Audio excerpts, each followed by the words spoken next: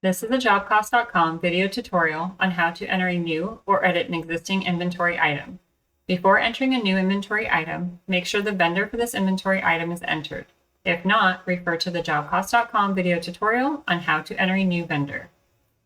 In the main cabinet, go to Inventory, click on Item List. To create a new inventory item, select the blue Add button.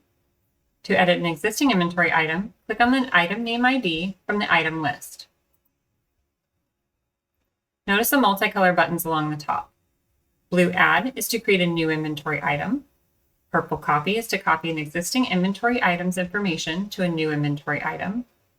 Green Save is to save the information just entered. Green Save and Add is to save the new information just entered, close the current inventory item tab, and open a new inventory item tab. Yellow Undo lets you undo any recently entered information or changes prior to saving. Orange Delete deletes the inventory item record you are on. Blue Customize Form allows administrator to relabel any field on the screen. Blue Customize Tabs allows administrator to add, change, or reorder page tabs across the top of the screen. Red Save and Close saves all information entered and closes the current inventory item tab. Red Close closes the current inventory item tab. When entering or editing the inventory item's information, be sure to fill out anything with a red asterisk or the inventory item will not save. All other fields can be utilized on a per inventory item basis. Give the inventory item a unique item ID. This is alphanumeric up to 80 characters. Item ID 2 could be used for the distributor or manufacturer part number. This is alphanumeric up to 40 characters. Item name is alphanumeric up to 60 characters. Description field for this inventory item can be used to give more information about this inventory item. Barcode is the serial number for this inventory item. Job phase is a phase associated with this inventory item. Cost type is a cost type associated with this inventory item. Expense account is a GL expense account used for this inventory item. Sales account is a GL sales account used for this inventory item. Product class is a way to categorize a group of inventory items. Location, where the product is located, example, a warehouse, aisle, and shelf.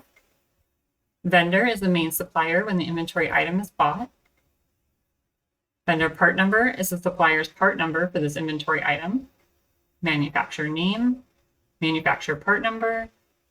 Package size is the quantity the inventory item comes in a package from the supplier. Conversion is a unit of measure broken down for the inventory item, example, each, foot, cubic yard. Purchase price date is the last date the inventory item was purchased from the supplier. Purchase price was the last price the inventory item costs when purchased from the supplier. Unit of measure for this inventory item. Create receipt from PO checkbox. When the inventory item is bought on a PO, should an inventory receipt automatically be created? Create requisition from AR invoice checkbox. When the inventory item is billed on a job, should it be taken out of stock? Taxable checkbox. Is this inventory item taxable? Reorder days. How many days does it take to receive this inventory item? Reorder level. When the inventory item gets down to this number, how many should be kept in stock? Reorder quantity. When ordering this inventory item, how many should be ordered? Job markup percent is a percentage the inventory item is marked up when charging to a job. Job price is the price the inventory item is costed at when charging to a job. Sales date is the last time this inventory item was sold. Sales markup percent is the percentage the inventory item is marked up when selling. Sales price is the price the inventory item is billed at. Stock checkbox is checked if you keep this inventory item regularly kept in inventory stock.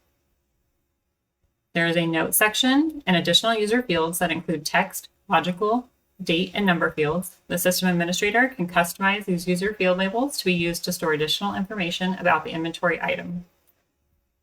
Click Save when done entering new inventory item information. Click Save and Add if entering multiple new inventory items. Click Save and Close if completely done entering or editing inventory item information, and it will close the current inventory item tab.